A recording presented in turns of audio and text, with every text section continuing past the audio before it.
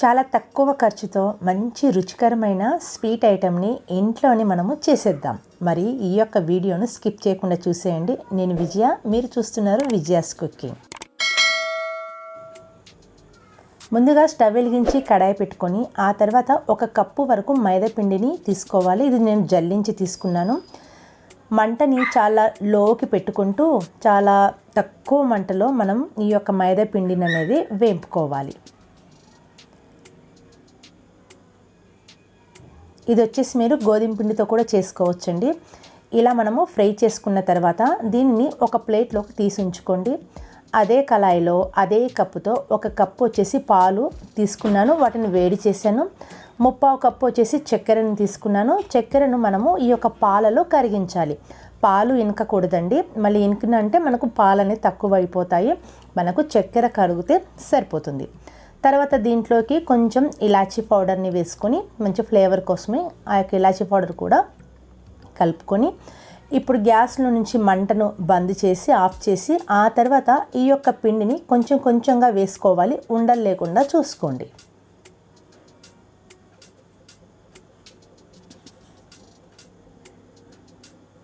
ఇలా పిండిని బాగా కలుపుకోవాలి, ఉండలు లేకుండా చూసుకోవాలి.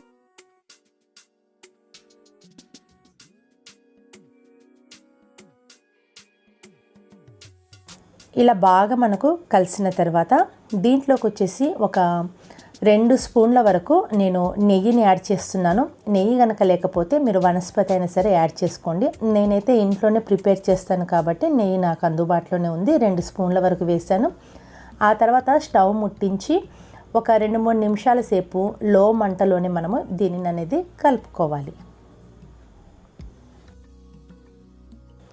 2-3 నిమిషాలు మనం ఇలా కలిపిన తర్వాత కొంచెం ఒకసారి పిండి ముద్దలాగా చేసుకొని చూడండి. పిండి అనేది విరిగిపోకుండా మనకు బాగా ఈ విధంగా స్వీట్లా ఇలా ఉండ కడుతుందో లేదో ఒకసారి చూడండి. మంచిగా ఉండ అనేది కడుతుంది. మనకు పర్ఫెక్ట్గా రెడీ అయింది. ఇప్పుడు దించుకొని మనము ఈ ప్రాసెస్ చేసేటప్పుడు మనకు కొద్దిగా పిండి అనేది చల్లారింటుంటుందండి.